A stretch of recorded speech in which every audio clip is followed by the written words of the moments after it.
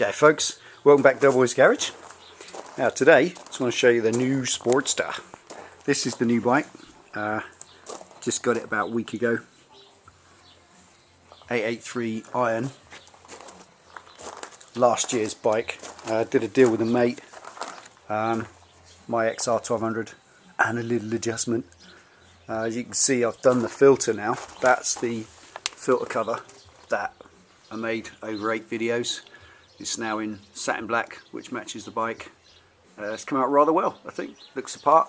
It's a lot smaller that way than the original filter, and or filter cover, and the back's open, so still looks a bit street. It looks cool, I think. That's that. There's a couple of things I'm going to change. I've put some lower risers on already. Just dropped the drag bars down because I like a nice long straight arm riding stance, so they're a bit lower. Drop the mirrors underneath. There's a couple of things tonight I just need to deal with. One thing that just is really weird is that just pop in the garage. This is my wife's Sportster Low.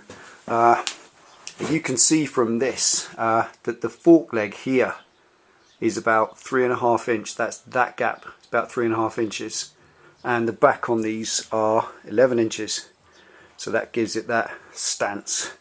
And the, just get back to here, the sort of kind of rake look, which is pretty cool. And on mine, it's really odd. When you check these out, you've still got 3.5 inch gap in the forks. So the front is roughly the same height, but the back, just get this, that is 13 inch. That's the biggest shock. It's like a motocross shock. And check out the gap at the above. I mean, this is mad. This has been a problem ever since I've had it. I can't stand the ride height on the back of these. Look at that. You know, before you go to work, you got to check up under there as any cats have climbed in for the night. That's just ridiculous. So I've gone and got myself some 11 inch progressive shocks. So we're going to fit those tonight. And the other thing was the seat. This is pretty cool. This was, mate Kerry had this done in London. It's hand stitched in grey and black sort of Norghide. Like a grainy stuff. It's got a little gel pad under it, and Kerry needed this because he did some serious distance. He needed it to be a bit more forgiving, but for me it's just a bit land of leather, you know. It's a bit thick. I think when you look at the bike, just kind of come around this way, it just outweighs everything, you know. You got the width of the tank, and bow, this great big seat just looks wrong. It's too big, it's disproportionate to the mudguard. It just looks wrong, and also it's about 4.5 inches thick, and I know there are better things around. So on eBay I've managed to get a LePera Bare Bones seat, which you've all seen before. So I'm going to pop that on tonight, and I'm going to deal with the ride height and slam the back down. So we're going to try and get the same stance as the other Sportster, get it down at the back, get a ride angle that's a bit better. So stay tuned, let's see what happens. I just want to measure the seat height first to see what I end up taking this down to when it's finished. So it's going to stand the bike up, pop something on it level, and then just measure to the floor. That's more or less a 30 inch seat height at this point. So let's see what we take it down to. First job, a screwdriver. You just screw through a pre-threaded nub in the fender. Mudguard, stroke delete where applicable. Push forward and lift it off. Look at that, land of leather. I'm going to put this on eBay, so I'll put the number just on this video later on, just to show you can have a look at it. It will be for sale because I'm not going to need it. So that's off. And first thing we see, got one of these little hole plugs. Going to need to use that hole because the other seat is shorter. So I'm going to pop that out, and it's got that little keyhole shaped thing that this needs. So the task is get this little plastic washer, kind of collet. Just pop that off, reach underneath and catch it. It's going to drop. Take that off, that drops out. Now first thing, we can pop that in there because I'm not going to need that hole now, so that's quite handy. And then we're going to put this in here. All this is a threaded block with a little keyhole nub on it, and it holds in with a plasticky thingy. So that underneath, reach up and under, emerging now. That's it. Pop that in, and then just snap that back on. There you go, jobs are good. Now for the seat. Okay, this is it. LePera Bare Bones seat. Now this is the F006 model. I got it from eBay. Guys, I mean, it's absolutely brand new. Amazing deal. Got it for £100 plus the postage, and they're $200. So you'll know what it's like trying to get stuff to the UK. This would have worked out £200 by the time it arrived, and I would have thought it's worth it even that much money. I don't like spending money on things, but I would have spent on this.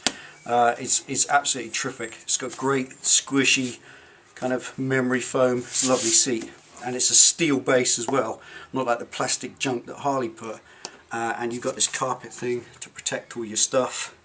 You've got rubber bungs which sit on your frame rail. It's just a really well made seat, and it's so easy to fit. The tongue at the front just fits under that little slot in the tank, slots in, and there it is. That hole fits over there. Just get a screw and a wool washer, and that is about as simple as it can be. There we go, jobs are good. One seat changed.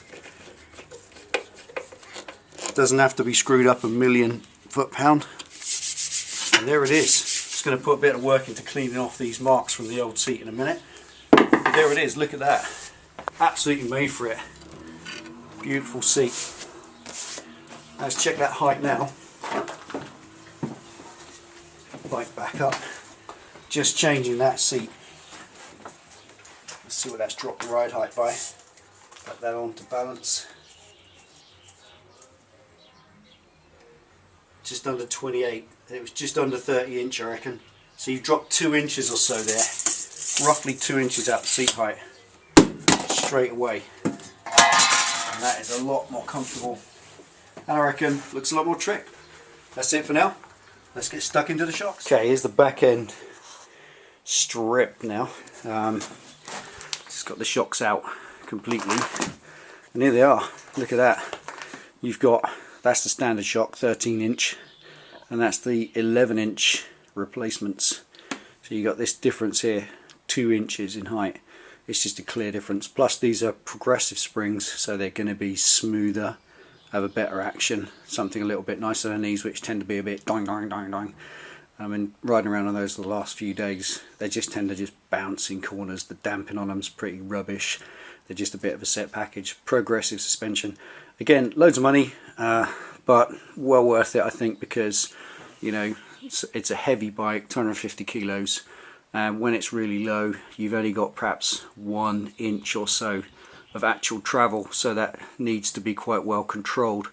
It needs to be a good inch of travel. It needs to be a quality movement and not just a load of boinging around, because then that just leads to bad handling. So let's get these installed and see what they look like. Now we've got it installed, the bottom's all bolted up. You just pop the top one in loose so you get the length exact while you torque the bottom one up, and then just whip out the top one again and Loctite the bugger, because these are seriously important. And obviously the Loctite's brilliant because it lubricates them in, so you get a proper torque setting, proper torque figure, and then they lock.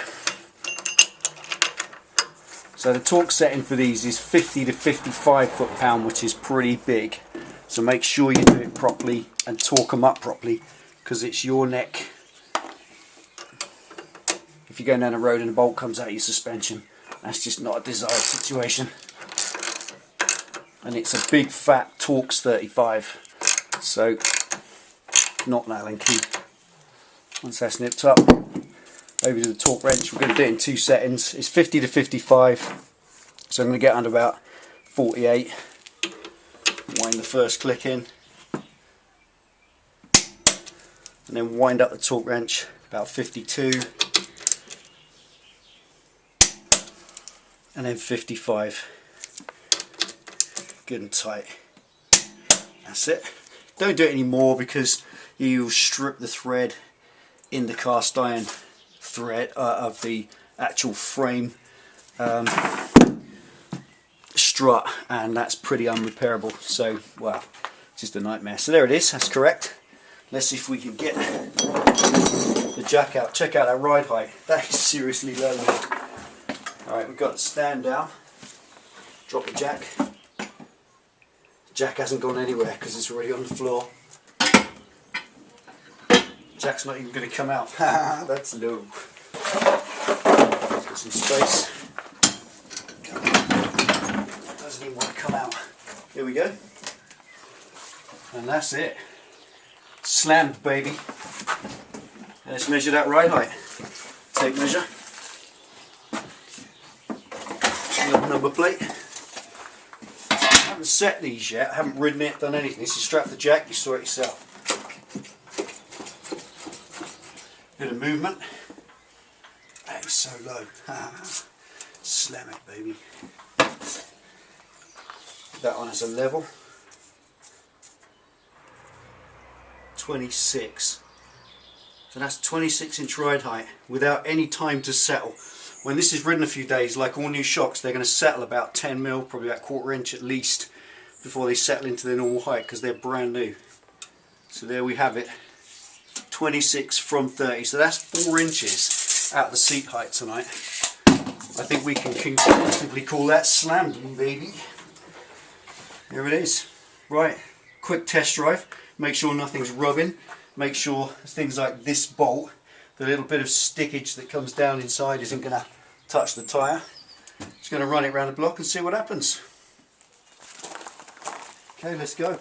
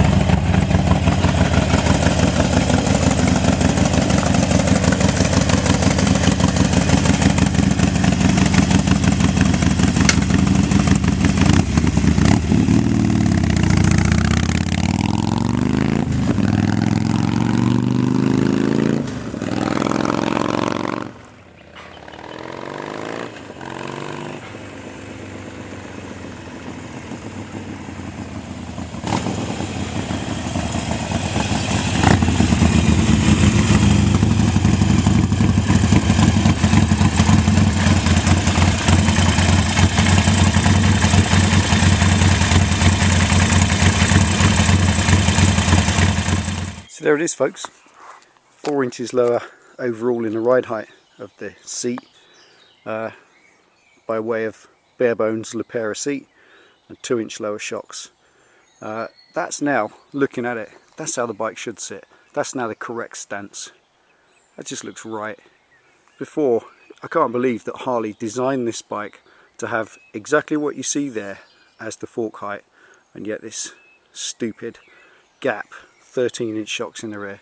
I've no idea. It's not a 2-up bike because they don't supply it with a dual seat and they don't supply it with rear pegs. It is supplied as a solo bike, and they even supply 2-up shocks, so they accept that the shocks are for solo riding. They sort of admit it. But these progressives, if you're ever thinking of a set of these for your bike, I can't recommend them enough. Just went around the block. The ride is amazing.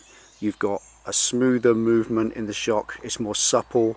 It just feels quality. Before, they just used to bounce up and down like a zebedee. It was just a mess.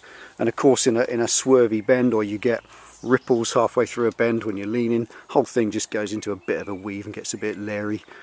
But there it is. Look at that. Check out that ride height. Frame's now about 4 inches off the deck. Rear suspension looks right. Just the bike looks right. The stance looks correct. Just don't know why Harley can't supply it like that, but hey, that's the feature with Harleys. You get the basic bike and you build it yourself. Got the drag bars on there. Just gives me a stance because I've got gorilla arms. leaves me forward a little bit, so it's a lot more comfortable for distance or riding anywhere hard.